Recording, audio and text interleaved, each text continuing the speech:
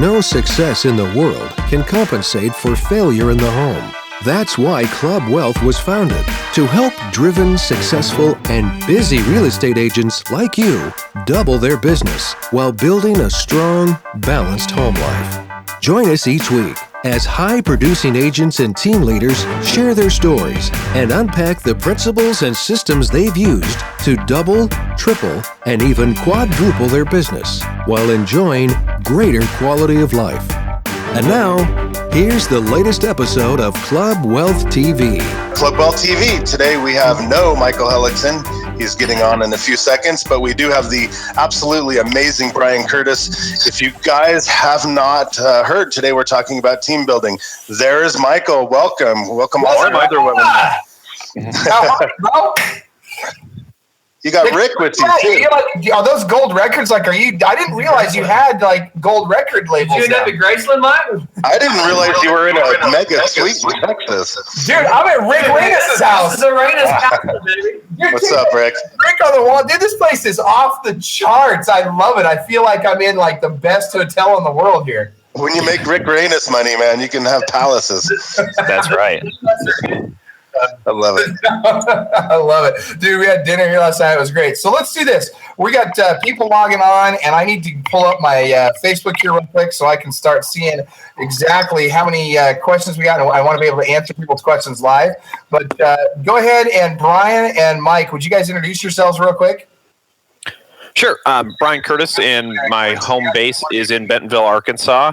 I have a team here. We have about 13 people on it now. I've been in the business now for close to 15 years and been a Club Wealth coach for about a year and a half. I'm pretty excited about all the opportunities. And also, I head up Club Wealth Expansion Services. So that's kind of me in a nutshell. I love it. That's a heck of a nutshell, buddy. Good morning, everybody. My name is Mike Bjorkman. I'm in Santa Clarita, California, just north of Los Angeles. Since we are live on my personal feed, this might be weird for some of our clients and friends and sphere of influence. I just wanted to reach out and say hello to you guys. You're going to get some good education on real estate today. So again, my name is Mike Bjorkman. I'm the co-owner of HomeSmart NCG. We have 3 offices just north of Los Angeles, Valencia, California, Northridge, and Westlake. And I also own California Leasing, co-own California Leasing, a very large property management company, Iron Oak Escrow, several other companies, and info marketing companies, that kind of thing. And so that's really about me. I've been in the business about 25 years. I got just under 10 people on my team for real estate and about 10 on the management side as well. So we got a good sized team, and we're looking forward to building our expansion teams this year. And hopefully we can touch bases on a little bit of that and give some good education across the country. So welcome everybody to Club Wealth TV. I love it. All right. So I also want to make sure Rick Renas gets a chance to introduce himself. So Rick. Hey, my name is Rick Renas. I'm in the Woodlands, Texas, with all the great coaching from Michael's group and Brian, our personal coach. We've got 3 buyer's agents, a listing specialist. We just hired a new transaction coordinator. And so we're looking to also follow the expansion models and blow it out of the water. So looking forward to today. I love it. All right. So here's the thing, guys. And for those of you that don't know me, my name is Michael Hellickson. I'm one of the coaches here at Club Wealth, and I'm the guy that gets to interact on a daily basis with the administrative team and really kind of run the business of Club Wealth. So we do Club Wealth TV live on lots of different broadcast channels. We're on Google Hangouts. We're on Facebook Live. We're on YouTube Live. And you guys can share this, and we appreciate that when you do that. So please, if you haven't done so already, share this broadcast just by hitting the share button on your screen to any groups that you belong to that are real estate related, or from your page, wherever you'd like to share it. And for those of you that would like to ask questions of Mike, Brian, myself, Rick, anybody that wants to ask questions of us today, make sure that you go to Michael Hellickson's Club Wealth Real Estate Coaching page so that we can answer your questions live. So guys, let's talk about this first. Actually, Brian, did you want to get us kicked off in terms of the topic and what we're going to be talking about today? Well, Mike and I have already kind of touched on that, but we'll just kind of recap. So we're looking at, what are we going to do in 2017 to do team building, expansion, just stuff that comes up, maybe a little bit of what about, I'm hoping that people will talk about, what's different in 2017 versus 2016. Probably talk about some of the mistakes that we've made and definitely some of the successes that we had. So that's kind of the the idea behind the Club Wealth today. All right, so let's start with this. So we got a lot of people watching that are like the Lone Ranger, and they're like, okay, I haven't even built the team yet. So how do I start building a team? What are my first steps? What are my first key hires so that I can get a team started, so that I can go from doing everything myself and having to chase business all the time to eventually leveraging myself with the help of others and getting to a point where I can have balance back in my life? That is such a good question. I think, Michael, the very first thing for Lone Ranger real estate agents to remember is we're here to serve our clients. We're here to sell their houses in the fastest amount of time possible for the highest price imaginable. And if we're agents running around, photocopying and stapling and hanging up lock boxes and things like that, we're truly not serving our clients the way they hired us to do, right? So, if we spend an hour of a day marketing their property, nothing's really going to happen. But if we can spend 6 to 8 hours a day marketing a property, negotiating and designing new and ingenious marketing for homes to market not only in our towns, but nationally and then internationally, we're doing our job. And eventually that's how we want to get more referrals, build the business, and succeed that way. So I believe the very first hire is your transaction coordinator and your personal assistant. Back in 1992, when I first hired my assistant, that was the deal. I was literally going and photocopying flyers and, running around and doing nothing. And the second I was able to hire my very first assistant, my production increased. We did sell homes faster for a lot more money. And it gave me the time to do the things that my clients really enjoyed me doing, which was getting their home sold.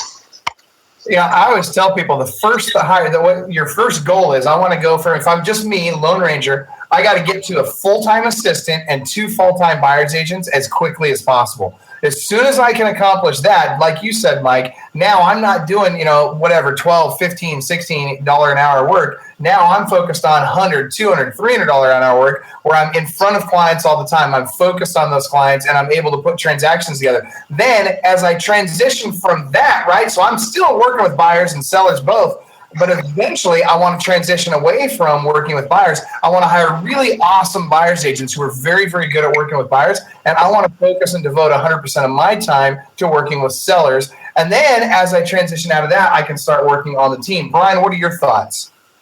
So I'm going to take a step back even further from where your guys, I'm going to call your first half a hire, if there is such a thing. So I completely agree with everything that you guys have said. So, but what about that agent who's doing, just got in the business, maybe doing 15 transactions a year, wants to get to the next step where they can actually afford to hire an assistant.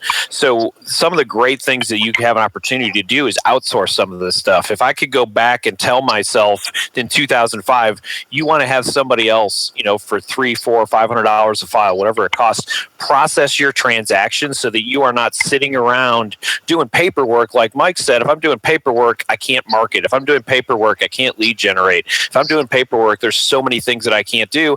And the reality is 90% of us are really bad at it. This is not the person who's a good real estate agent who's out there who can talk to people, their personality type. They're probably not the person who's going to do the best job for the person as a paperwork guy. So I think that that's a great half a hire. But I completely follow up with Mike said, though. The very first hire that I would make is your personal assistant / transaction coordinator. So if I were to go back and look at when I did that full-time hire, that person was my transaction coordinator, but they also got to deal with all my other projects. Hey, we need to do this. We need to do that. We need to put this together. Because a good transaction coordinator can handle about 35 files at a time, which means if you're doing 15 files right now at any given point in time, 10 files, there's plenty of opportunities for that person to have some overlap. And one of the things that I love about that person is then when you hire the next person, maybe your first person stays your transaction coordinator. Maybe your first person becomes your executive assistant, but someone who you can really learn to trust, and that made my business grow 10 times more than I ever thought it could. And I love John Maxwell when he says this is, if there's something that somebody else on your team can do 80% as well as you absolutely have to let them do it. And if you don't let people do those things, you will not grow. And it's scary. If I were to go back and look before we hired our first person, the biggest fear I had was that I wasn't going to be able to pay them. The reality was, after I hired them, I made twice as much money almost instantly. So don't be afraid to hire, and just go out there and do it. It's a challenge, but it's definitely so important to your business if you want it to expand. Yeah. Go ahead, Rick. Brian, I think that's absolutely true. And kind of following up with a lot of the things that you're talking about, for me, it was about having to go out and do the things that we really enjoy doing. And that's getting involved in the community, being more active in the things that I personally enjoy doing. Having the administrative assistant, the transaction coordinator role taken care of, it was a huge freeing moment for us. So it gave us the opportunity to really dive in to what our clients really expected, and that's part of our time. And we could benefit greatly from having that first executive administrator or the transaction coordinator role, and it's life-changing. Yeah. I can tell you, when I hired Tara, my first assistant, who ended up becoming my wife, right? And then 4 years later, that's when I went to work for her. But when I first hired her, I was scared to death. I was going to have to commit to paying her more money than I had ever made in a year up to that point. I had no idea how I was going to do it. And to Brian's point, literally, within 3 months of hiring her, I had closed as many transactions as I closed the entire year before. It was insane. So don't be afraid to go out and hire that assistant. Now, for those of you that are coaching with Club Wealth, make sure you check with your Club Wealth coach first. We don't want to see you going into debt for this kind of stuff. Make sure you ask your coach, because they know your business, they know where you're at in your life, and they know where you're at financially. Ask them, is it time for me to hire an assistant? If they say yes, then fearlessly go do it and follow the Trello card. As you guys know, we have a Trello card or a system for exactly what ads to post, what to say in the ads, where to post the ads, how to make the right hire. That's what's really, really most important, is the process of the right hire. Are you going to ask the right questions to make sure that person's going to blend in with your program? Are they going to be able to accept the responsibility and ask deep questions about what their past experiences were like? What did it look like for them? How do they like to be applauded? How do they handle criticism? Those are the types of questions that you'll really discover who's going to fit your program and model the best.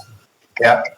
Yeah, no, absolutely. Mike, you got something you want to add? That sounds like we started talking about the interview process, and I think that's an important thing. You guys know I study and train personality styles, but a simple DISC test or an aptitude test is super important. You don't want to hire a high I like me or a high D like me. That there's just no way that person, and birds of a feather obviously hang out together. So my biggest problem when I first started hiring assistants was I was hiring them people that I like to hang out with, people just like me. But when it comes down to filing, photocopying, and managing a database and whatnot, it never worked out. So I kept turning, in the middle of it, I kept turning my assistants or transaction coordinators into buyer's agents or listing agents on my team because I couldn't do it. But once I learned how to, read and study DISC tests, I finally figured out oh, okay.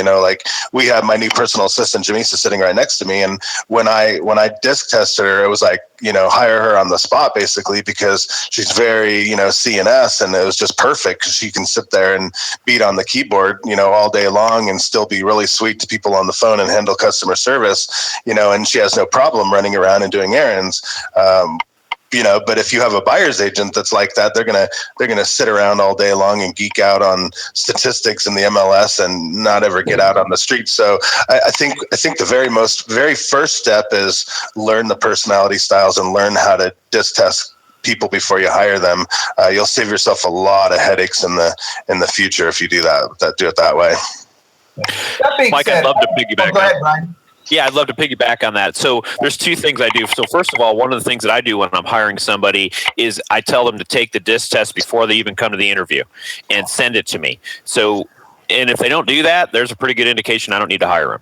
So it's a simple test. It takes 15 minutes. If you're not willing to go and do that before you come and spend 15, 30 minutes with me, that's kind of a big X against me. But I like the term, and it's kind of the same thing that you said. I like sittability. So the chance of me sitting in an office for 10 hours a day without losing my mind is zero. And I need that person. When that person comes in and they're even they're like, yeah, I need to do this, I need to do that. I don't need that. I need someone who's talking about the tasks that they can accomplish and where they can go and how they can help our business. And I think that's super important. And someone said the term sittability, and I love that term because the truth of the matter is I don't own it. There's no way I'm sitting for more than about 30 minutes at a time. They laugh at me in my office as I do laps as I'm making phone calls. So that's that's not who I am. So anyway, that's my thoughts on that as well. Yeah, no. I agree with you 100%. And so here's one thing I would caution everybody on. These disc tests, they're valuable. They help you. They help us to understand who we're dealing with. One thing I would be very careful of is though, don't use that as such an exclusionary tool that you don't hire somebody based on their disc test. There's lots of different personality types that fit in various positions, and you want to definitely have the right person in the right seat on the bus. But I guess the one thing I would say is just be careful of how you use that and how much weight you put on the disc. It is very valuable, and you should have it though. So, all right, let's move on and let's talk more about, now we've built the team, we've hired the first assistant. And now once we've got that assistant, one of the big objections we get from agents constantly is, well, Michael, I don't want to go out and hire buyer's agents because now I'm giving them, if whatever percentage you're on, let's just call it a 50-50 for now. It could be maybe you're only giving them 30%. Maybe you're giving them 80%. I don't know. It doesn't matter what you're giving them. But a lot of times people get hung up about, how much am I giving them, right? And I'm giving up that money. So I'd like to hear you guys talk to what's the reality? Am I really giving up money by bringing this person on board? I'm glad you asked that, because on my phone here is blowing up with not only clients and friends, but also other agents with our company. They're asking a lot about buyer's agents. And I want to start by going back again and saying, we're in this business to get homes on the market and sell them. We always want to represent buyers too.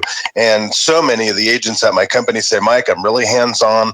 I want to hold the hands of my buyers. I want to work with them. I want to bond with them, all that good stuff.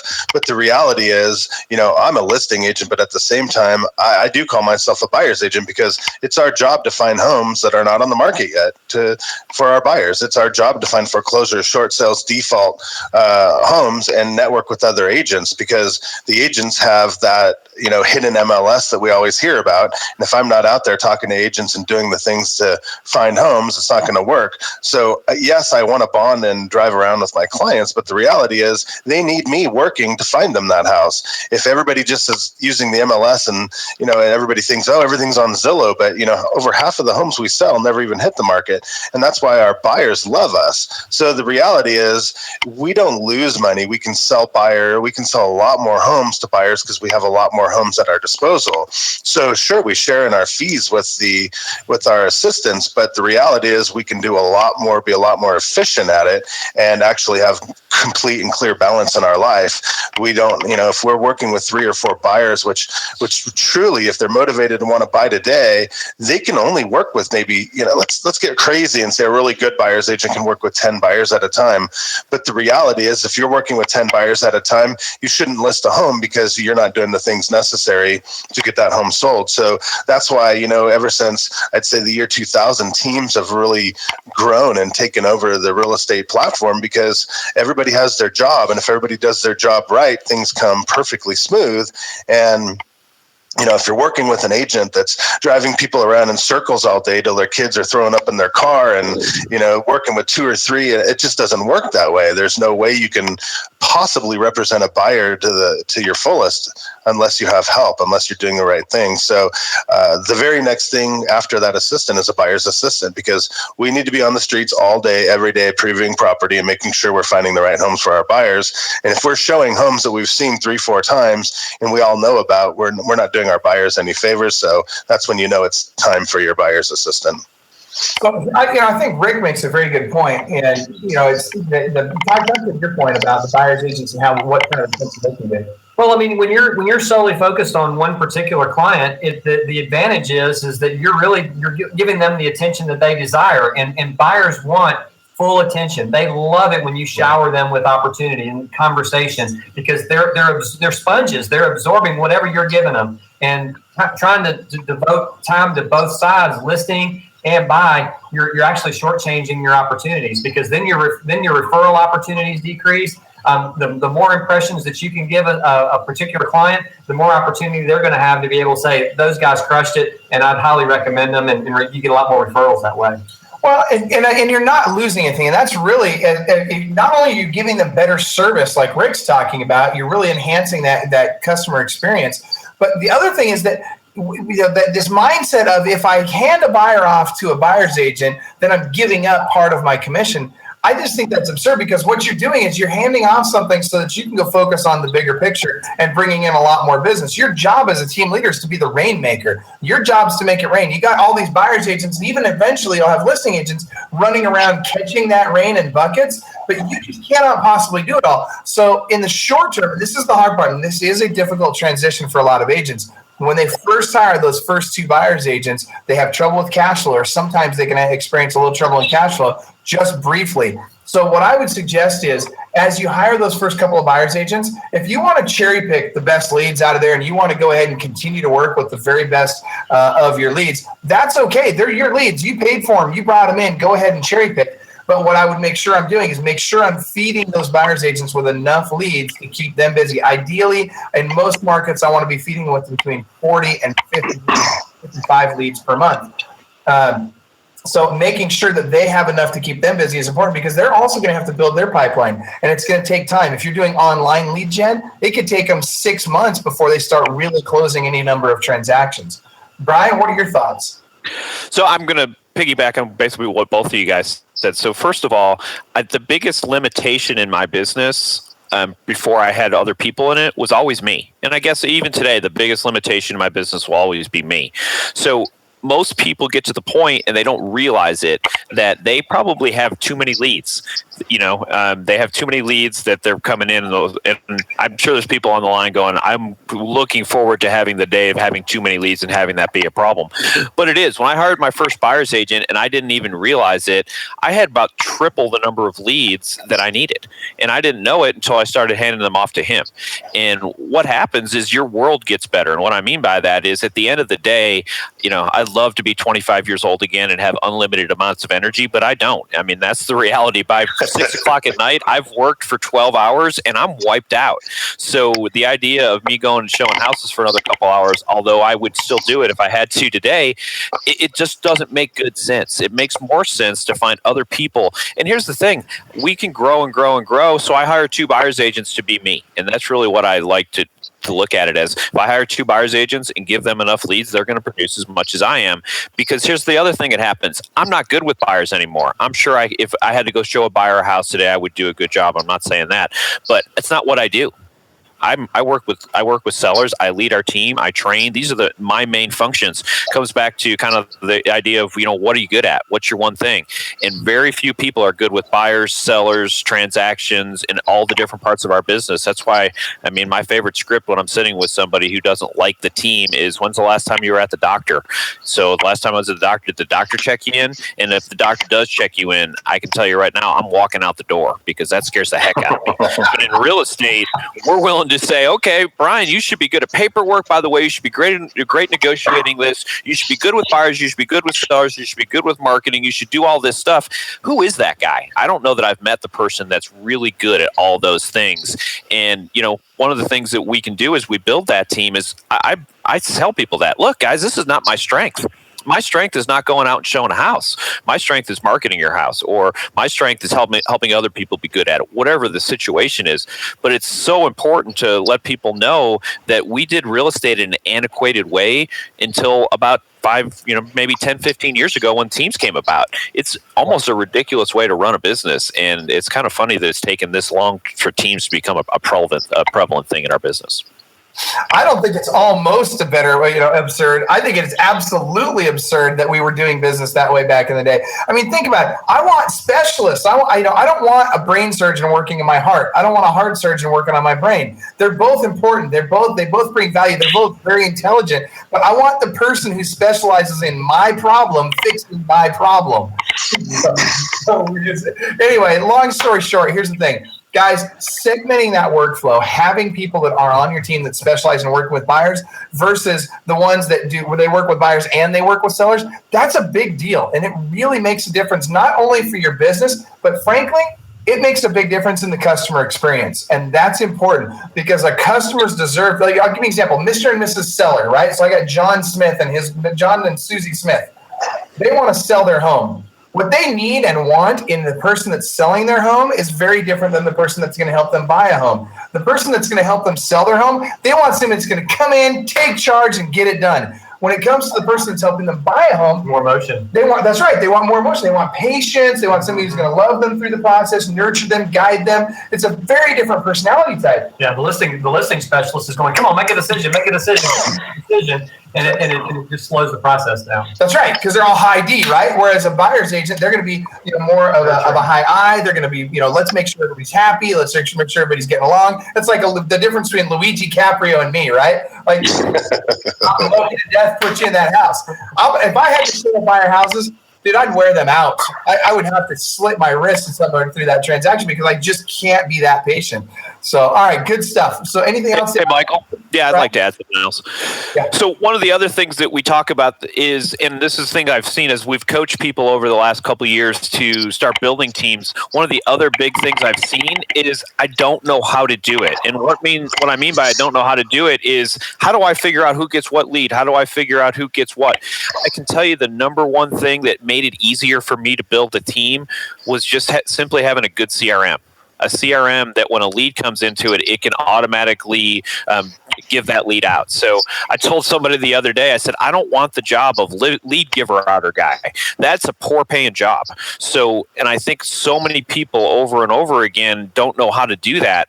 So there's multiple CRMs out there today that the lead comes into, gets distributed to the agent. And me as a team leader, I don't even know about it. I told somebody the other day that we had a bunch of closings and I've never met any of those people. I don't know their names. Really, the only reason I know the closing address is because it's on my spreadsheet. That's not my job anymore. So it's really important to have a system that you can put in place, and the CRM is kind of where that starts. Yeah, I agree. And by the way, it doesn't matter. Nobody cares, or we don't care which CRM you have, as long as you use it. Seriously. Absolutely. You got to just freaking use the thing. And that's the problem is so many people get caught up in, I've got to have this technology and that technology. And you're just so worried about having everything perfect. Just freaking use the stuff. Just get something in place and get going. Now, here's something else I want to talk about with the buyer's agents, because this is important. And sometimes people get offended at this analogy, but please don't. Just understand and take it for what it is. I always want to have two pigs at the trough, right? Sure. So, and the analogy is with a farmer, for example, if you have one pig, that pig will eat the food and it'll get heavier and be able to harvest eventually. But if I have two pigs at the same trough, they compete for the food and they both get fatter faster. So think about this in terms of your teams. They become stronger because they're fighting for it. That's true too. That's exactly right. And so they'll also eat more, right? So when you think about your buyer's agents, what I don't want to do is I don't want to just have one buyer's agent, because if I have one buyer, they can get away with more. They aren't as motivated. They don't have anybody pushing them. They're not competing with anybody for that success. Whereas when I hire two buyer's agents, then this one sees what that one's doing. They both get excited. They both get motivated. They both do more transactions. It's good for everybody on the team. So please, when you're hiring your first buyer's agent, hire two, at least two right off the bat. Mike, right. I'd love to jump in there because what you said is actually very true. So, my team. I have Nancy and Johnny, and they're both fabulous agents, different people, different personalities. But unbeknownst to me, they actually went out and made a deal with themselves. They said, we're going to have a bet. And it's kind of a funny bet. They said, if you don't do 50 transactions this year, you have to go publicly on Facebook and say that the other agent is a better agent, whatever. It was funny. So I said, whatever. Either one of you guys get to 50 transactions this year, I'm going to bonus you $5,000 each. So with that, the last couple of weeks, one of our newer buyers agents, he came on board and he heard about that bet and he goes, I want to get on that bet. So now we have three people competing within our own team, friendly competition. But look, they've been in here humping it every day on the phones in their offices, and they're very serious about it. And I bet you if I just had one of them, I'm sure they'd work hard, but this inter-office competition is always good. So I absolutely believe that. The other thing I want to do, well, it's a couple questions on my phone, actually. The other thing I wanted to point out with is Lisa here. She's in Arizona. And she says, hey, Mike, what do you think about having a buyer's agent for people you don't know? And I still work with my buyers. And I think that's a great idea. Michael, you said it's okay to cherry pick the buyers. And when I think of cherry pick, I think of clients that are really good, my A clients. They're bought and sold with me, and I enjoy spending time with them. They understand how my process works. I'm going to go out and see, 20 homes for you. I'm going to narrow it down to 3 and ask you to buy one, where they get that. They understand the way I work, and they know, like, and trust me. And then the leads that come in off signs and whatnot, if they don't want to buy the home they've called on, sure, I think a buyer's agent is absolutely fantastic to go ahead and let them work with the strangers. And that's a great way to start. Does that make sense? It does. We're getting hang on real quick. I think that's Mike. I'm not sure. Actually, Rick, I think it's you. I think it's Rick. Rick joined in. Yeah, there we go. All right, we just muted him out there. Sorry about that, Rick. All right, so here's the thing. Bottom line, I love the bonus thing. I think that's great. In fact, it's funny. I see that Sandy's like, Sandy excited to say, man, wouldn't it be great to be a big dog roller like Mike Bjorkman and be able to bonus my buyer's agent's $5,000? I think that's awesome. And yes, I think it would be awesome. So Deborah David's asking, what structure do you suggest paying a buyer's agent on? So let's start with this. I'm going to say 100% commission. So now there's lots of different things, bro. You get to the point like where Brian's at with a lot of our expansion teams. One of the things that Brian's doing, and a lot of other big agents across the country are starting to implement now, are they're bringing on ISAs as an entry-level position, as a transitional position to becoming a buyer's agent. So they'll bring somebody else. Let's say you've got Joe Blow on the street, wants to be a buyer's agent on your team. What you say to him is, hey, look, I love that you want to be a buyer's agent, but what I'm going to do is I'm going to have you be an ISA or an inside sales agent first. And so I'm going to pay you minimum wage just so that you've got a little bit of cash just to survive, right? So I'm just going to give you minimum wage just to kind of take the sting out of it. And then I'll give you a little bit of commission on top of that. But then your goal is in 6 months, you want to transition into being a full-time buyer's agent. And that's a full 100% commission position. Yep. So Brian, you did thoughts on that? Sure. Multiple different ways to do compensation. I do agree that we are in a commission-based industry. So I know there are people who are paying salaries. That seems insane to me. It seems like a nightmare. So I stay away from that completely. But I'm going to guess that what maybe the question they were looking for is, what's the split? Because that's what every person I talk to asks me, what's the split? What's the split? What's the split? So I actually offer 2 different split systems on my team. So you can be on a straight 50-50, whether you do 1 deal a month or 10 deals a month, you get 50-50. So I also put together a tiered system. And what I love about the tiered system is in month 1, your commission for next month is based on your performance for this month. So in other words, on my team, for example, if you did 5 transactions this month, you would actually get 55% commission in February on your February transactions. So the reason I did it on the following month was, instead of doing it the current month, I think it keeps people from being on the roller coaster.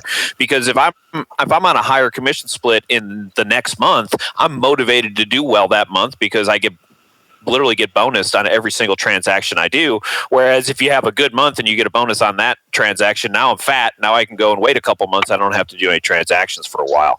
And I know that that's not what people logically think, but I also know that that's what reality happens in the straight commission world. So, my commission's always based on the future. So it works out really well. We get some agents who are really motivated simply because, hey, I can be on my team, you can get as high as 60%. So, and I like that structure. I used to do that on our team too. I did it a little differently. You took it to the next level. I like the way you're doing that, Brian, because I think it provides incentive for them to, hey, look, I want to do that much better this month because I know that that's going to set me up in subsequent months to have a higher commission split on my team. And by the way, you guys, every market is different, right? Every team is different. Every team has different value that they provide their agents. Some teams bring tons and tons of value. Some teams, let's call it what it is, some teams don't bring a lot of value to their buyer's agents. No, not at all. In fact, we just encountered one here in Houston that's literally, they're not even providing their agents with any leads whatsoever. And it's not just about leads that need to be provided, but they're providing virtually no value for teams in their team. So their splits with their agents are higher to the agent, or they should be anyway. That being said, I don't want you guys to get hung up on what that amount needs to be. What you really need to do, if you're in coaching with Club Wealth, you need to have that conversation with the Club Wealth coach and ask them, based on what I'm providing my team, based on the expectations, based on my marketplace, based on all the factors surrounding it, what kind of split should I be offering my buyer's agents and eventually my listing agents? Bjorkman? Yeah, can you hear me? I know, yes, Brandon sir. was playing with the auto level. I think there definitely should be some sort of a bonus on, after your 3rd, after your 5th, or even if you bring in the leads. I think that's a really good way to structure that. but at the same time, when you're feeding the leads, and I think it's nice to, we use different CRMs that have capabilities of giving 2 to 1, 3 to 1, 4 to 1, and bonus them out that way. So if somebody's doing this, hold on, Mike, stop right there. So what you're saying, you're talking about the round robin. So explain that. So we might bring in 50 leads a day, and let's say I have 6 buyer's agent on the round robin today. So if a lead comes in from Google or Realtor.com, it's going to say, okay, you get one, then you get one, then you get one. But the way we work in our office is if we have an agent working harder than the next, showing up, making their calls in town, and really passionate about the business today, we'll set both of those CRMs up to say, okay, this person's going to get 1 to 2 to every one that this one gets, or this one might get 3 to this one gets 1. And so our best buyer's agent might get 3 in a row before it goes on to the next person. And that's how we provide kind of. All right, so I want to ask you about that, though, because I think that's important, Mike. So because a lot of people think, I've got to give everybody the same number of leads. I've got to be fair to everybody. And I think, Mike, you and Rick and Brian and I would say that we probably all agree on this, that, look, there is no such thing as fair, right? Like if you want fair, it's a meritocracy. Like you get what you get. Like if you eat what you kill, go out and work for it. And if you're better, you close better. If you're working harder, you're on top of your leads faster and more tenaciously, I'll give you more leads. But if you're that guy that rarely shows up on our team huddles in the morning, or you're not following up with your leads, dude, you're on your own. Go figure it out. Right. I mean, what do you think? No, I think it's very important to be able to do that, because just like you're structuring different percentage levels of where the leads are, it's based on the performance of the individual agent. The path to mastery is really about making sure that you're accomplishing the tasks, you're doing the follow-up, and then the more you're in the repetition, the better you become at it, which means you can close more deals. So it's all about just getting better and better and better every single day, and you'll get more opportunity. Yeah, good stuff. So there's other ways to do that as well. So I don't know what systems everybody's using, but I have 2 phone systems. One's a 1-800 number, and then I also have one that's just a local number for different things.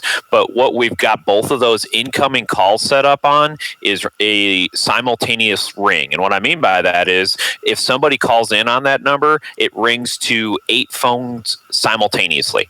Whoever happens to pick it up first is the person that gets that lead. And one of the things that's helped with that is over time, what I've noticed is that we get a significantly higher answer rate, because I don't know about you guys, but to me, there is literally nothing better than an incoming call. So we do so much outgoing with internet leads today.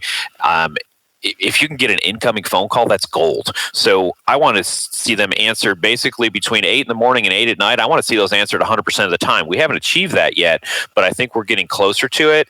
And the reality is, let's face it, you have an incoming call, they don't answer that phone, they're not going to call you back in 5 minutes. They're calling the next guy. So to me, our goal is 100% answer from 8 to 8.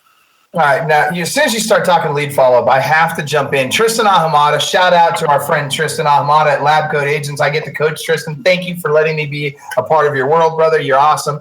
I want to share one of the things that he's doing with lead follow-up that's wicked awesome, and it's super simple, and it's really very impactful. When he gets an internet lead that comes in, he's got, he makes the phone call, sends an email, sends a text message, all that. What's really cool about what he's doing with follow-up that's working very, very well is on those leads that he doesn't get a hold of in the first 45 minutes, or that don't respond to him, he sends a simple text message 45 minutes later, and here's what it says: let me know, ... That's it. Just let me know, ... And man, the response that he gets on that text message is insane. We had a couple of people. In fact, Mike, I think Tammy was one of them. Somebody on your team just the other day. Tammy, I taught Tammy this on our coaching call, and then Tammy taught your team. And one of your buyer's agents tested this out, and literally that day they got response from leads they hadn't been able to get response from before.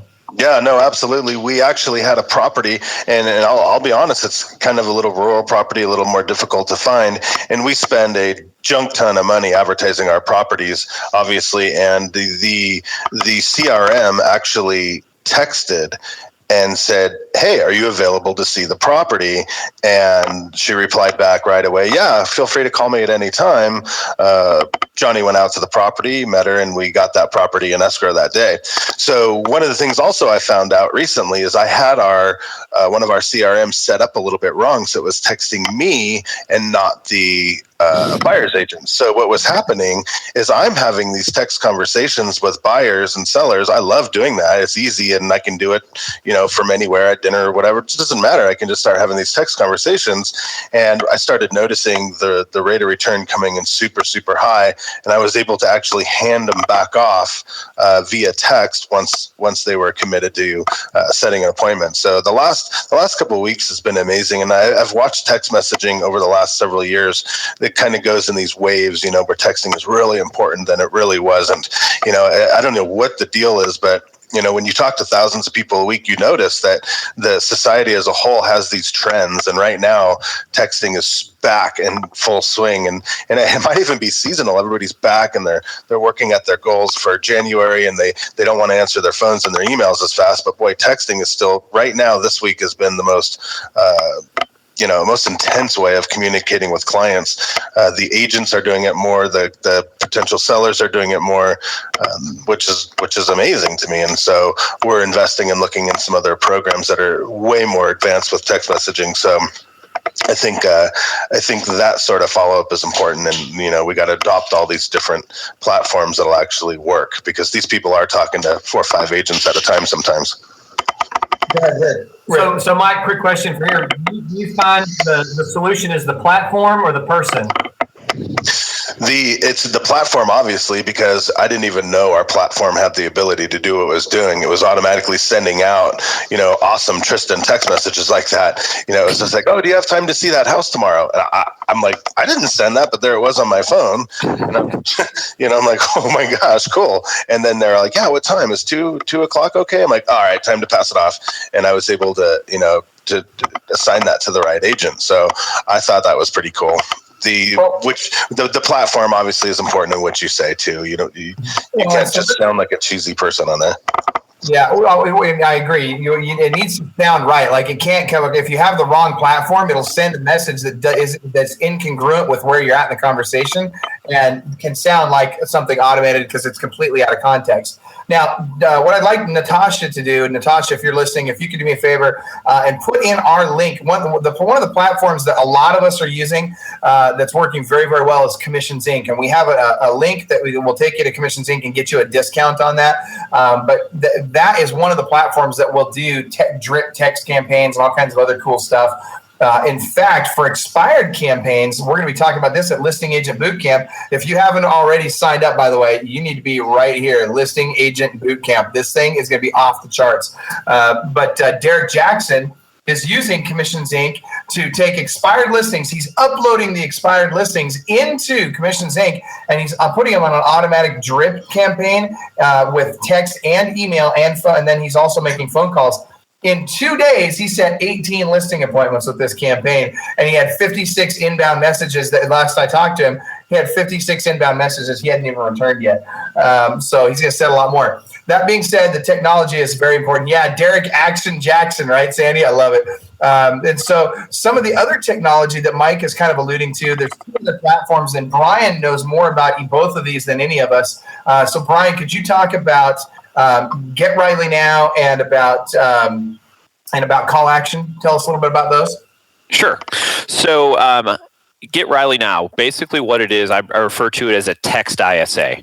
So let me preface this with be careful not to be lazy. And what I mean by that is you get a lead that comes in, Riley starts texting with them probably 30 to 40 seconds after that lead comes in. Much better to call them every single time. So that's one of the things that I've really cautioned my team on. We use Get Riley, and it comes in, we get a text message and it says, "So you were looking at the house on 123 Main Street, do you have some availability to talk?" Something along those lines. And then oddly enough, the let me know message, if they don't respond within 10 minutes, they say it sends out the text message says, "Let me know, ... So the beauty of Riley is, first of all, it works 24 hours a day. And then second of all, it can help you. So I don't want my agents, if my agents are showing a house, I don't want them to stop and say, there's a more important person that I need to talk to right now than you. So Riley will take on that conversation. The other thing that's really cool about Riley that I love is if Riley starts that conversation and you can see where it's going and now you're available, you can claim it. So right in the middle of that conversation, you can take over. They don't even know. You hit claim and then you go through and say, okay, great. When would be a good time for us to go look at the house? Or great, I'll send you some listings along those lines and follow up with you later today. Whatever that, the appropriate response is. But Riley helps you do stuff that you can't do. We set an appointment the other day at 1:00 in the morning. The message went with, are you available to talk right now at 1 a.m.? And the person was like, no, not at 1 a.m., but if you want to call me at 10 a.m., that would be great. So, sometimes it's going to make people angry to contact them at 1:00 in the morning, but they were a lead at 1:00 in the morning. So it works out pretty cool. Call action does a lot of cool stuff too. So as a matter of fact, call action is what I use on every single one of my signs. We also use it on Craigslist. There's an open house procedure that we do with it. And what it does, that's where we're using, as somebody on my team coined it, jump balls. So any lead that comes in from Zillow, Trulia, Realtor.com, a sign call, Craigslist, goes through call action. And then call action round rings everybody's phone simultaneously, and whoever the first person to pick it up is, they get that phone call. And I love that. Also, if for whatever reason somebody can't pick up that phone call, it also sends them a text message, and it starts that conversation as well. It's an amazing company, and honestly, it's become my favorite technology of 2017. We just started using it probably about 2 months ago. One of the things that I always don't like to do with our team is Zillow leads to me are some of the best Zillow incoming leads. The way it was set up with our team, the only person who could answer them was one person, so it was me. So again, I became lead router guy, and unlike Mike, I'm not interested in being lead router guy, so I don't want to talk to anybody anymore. So I'm just kind of kidding, Mike. But the reality is that we were getting like 3-4 incoming phone calls a day, and one of two things had to happen. I either had to answer them and then basically play ISA / buyer's agent, or they went to voicemail and they didn't get answered. So call action has completely solved that problem for me. I don't have to answer any inbound calls, and my agents are excited. They're more excited to talk to a buyer than me anyway. So 2 great pieces of technology, and we implement both of them in our business.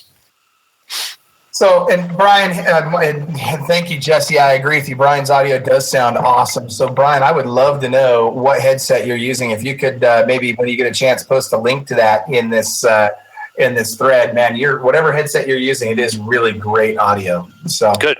$100 headset. It's a Jabra. I'll get the actual thing, but $100 headset. Love it. All right. So now, as we're talking about all this, I still think we've got some of the folks that are a little bit younger in their business that are starting to build their teams that might be a little bit worried that, oh my gosh, this sounds like a lot of technology, and I've got to have everything perfect before I can go hire buyer's agents. And I want to say that you guys just go hire the buyer's agents. Don't worry about having it all perfect. You'll figure it out as you go. But right now, you got to get the bodies on your team. I would suggest that the single most difficult thing that a team leader does as they grow their business and as they develop the perfect team, or the best team, that world-class team that they're working for, I think the biggest challenge you're going to have is recruiting. And you've got to be recruiting all the time. You got to treat recruiting just like you treat prospecting. And so to the extent that you're successful at recruiting, you'll be successful at building a world-class team. Well, and the cool thing about this is the revolution. So as your team grows, you're gaining more exposure in the community. You're gaining so it becomes this huge win-win. So the new buyer's agents that are now out in the public, they're visiting, they're networking, they're prospecting, they're bringing branding information to the client, which in turn creates the buy side. Most people have to sell something. So either it's a referral in another state, but maybe it's local. So now you're putting more signs in the yard. It becomes this wonderful whirlwind of activity that just continues to get bigger and bigger and bigger and bigger. So don't be afraid of the process. So that's another question so when I'm on a listing, let's say I've got a buyer's agent, we get a lead that comes in off of Commissions Inc. or Realtor.com or wherever the lead comes in. And all of a sudden, that lead, our buyer's agent goes out there and identifies that, hey, this person also has a house to sell. So the buyer's agent comes back, and a lot of times they'll say, hey, I want to be the one to list the house. So, guys, I'm going to ask all of you, just rapid fire. I want to know from each one of you, do you let that buyer's agent go list the house, or do you send a listing agent, or do you go? Rick? We send a listing agent to the mastery. It's all about that person's skill sets being better for that particular client. And the conversation is just real simple. I buy, they sell. There you go. Bjorkman. Yeah, I think that our team's done a little bit differently. We have agents on our team with the skill set to go and list a property, but we have different programs. Some of them are to turn it over to us, Tammy and I, and some of them are not to.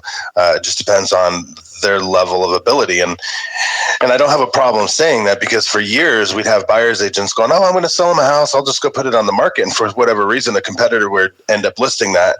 And it just, it happened enough times where I said, look, being a listing agent is a lot different than a buyer's agent. So if it's their best friend, it's a slam dunk, maybe, but they have to be pretty engaged, pretty trained, and practice and role play religiously before I'll let them go out and list property. And that's just the way it has to be, because listings are the name of the game. For every listing we get, we estimate we should get about 5 to 7 buyers off that listing.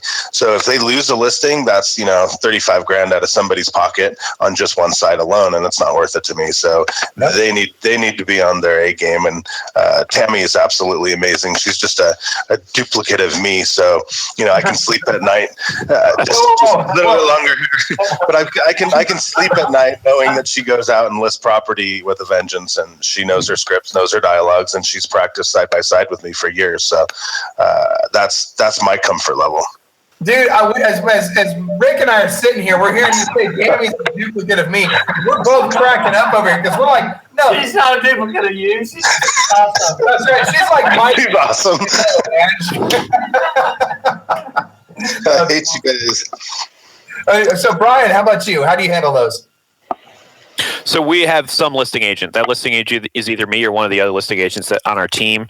There are very, very few exceptions to that. If somebody's brother, sister, aunt, uncle, that would be those are some minor exceptions. But as a rule, I agree with Mike. Listings are the number one thing that I want. I don't want a buyer's agent who's been on 2 listing appointments in their entire life going out and trying to list a house. We end up, because oftentimes what happens is Mike says he loses one side. I'm afraid I'm going to lose both. I'm afraid that someone else is going to go in there. Some other person's going to list their house and give them some sort of discount to work with them as a buyer's agent. I lose both sides. So, we actually have our buyer's agents have a script that basically says, I want to have my listing specialist set up a time for you. And here's the other thing that I've really train them on doing.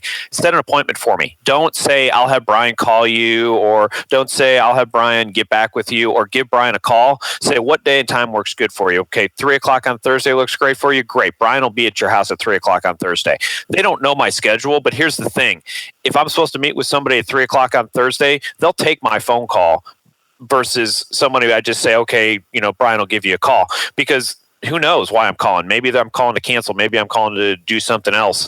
So it's one of the things that I really think is important. It's easy to cancel an appointment or move one. It's difficult to set one. So whenever that iron is hot, you strike, set the appointment. And if it doesn't fit on my schedule, I'll reschedule it. So I think that's a number one thing that has helped us get more listing appointments than before. And, for a while we were doing things like, well, Brian can set up a time. He can give you a CMA. Brian can do this. But no, Brian will be at your house at 3:00 on Thursdays, or, what day works better for you, Thursday or Friday, whatever that close happens to be, but make the appointment. And I think that's the number one rule in our team this year is make the appointment, no matter what it is. I don't care. The objection of the goal of every single conversation is to make an appointment. If you have just a quick second, I wanted to go back to buyer's agents. And one of the things that we haven't necessarily pointed out yet with 2 buyer's agents is that we can actually create better leverage for them. We've talked about team, and it creates a value that I can only be at one place at a time. So if I've got 6 buyer's agents on my team and one of them goes out of town, they can actually go, and one of the other 5 buyer's agents can actually go show property for them. Or, if you can't show 2 properties at once, I'm good, but I can't be in 2 places at once. So I think that's another thing that we really can focus on is it creates a leverage for you in your business and a benefit for your buyer's agents. Like Mike said, most people are talking to 5, 6, 7 agents today. What what do you offer me that's different? Well, one of the things that I offer you is that one of our agents will always be available to you. So that's just a great benefit, and it kind of creates an amazing win-win for the client and for the buyer's agents. Well, and here's what people need to understand. And you guys, all due respect to the agent that plans on being the Lone Ranger the rest of their career, I get it. I feel for you guys. I know that there's agents out there that just don't want to build a team for whatever reason. Brittany Howard, I know, has been watching this, and Brittany's a perfect example of this. When we first started coaching her, Brittany said, heck no, I'm never starting a team. There's no way I'm starting a team. I'm the Lone Ranger. I love what I do. I don't want to be responsible for people. I don't want to manage people. I don't want to deal with their drama, whatever. Brittany had a really hard time embracing building a team. And then guess what? All of a sudden, one day she had an epiphany. She embraced the whole team concept and she crushed it. She not only she quintupled her gross income and quadrupled her net income literally in 1 year. Right now, this year so far, so this is her second full year in the business is now starting. So in her first month of her second full year in business, she literally closed 22 transactions. That's insane. Now, here's what you guys need to understand. The reality is it's all going to teams. It is all going to teams. And more, even bigger than that, it's going to mega teams and expansion teams. And here's the deal. It's going to get harder and harder and harder to survive as the Lone Ranger agent out there, because what's happening is big teams are going into marketplaces. Let's talk about expansion teams. If I've got a team that's spending $40,000, $50,000 a month on a lead source like a Realtor.com, for example, and we want to go into a market like your market, wherever your market happens to be. Maybe we want to go to that market, and we say to Realtor.com, hey, we're coming into market. Let's say we're going to say Long Beach, California, and we're gonna buy out as many $50,000 in spend with Realtor.com. Well, Realtor.com says, well, we do have a waiting list for agents on our marketplace. We got about 18 agents waiting for those zip codes you want. But since you're going to spend $50,000, we'll go ahead and not only we'll put you at the top of the waiting list, we'll bump a couple agents out that don't spend a lot with us, and we'll give you their leads too.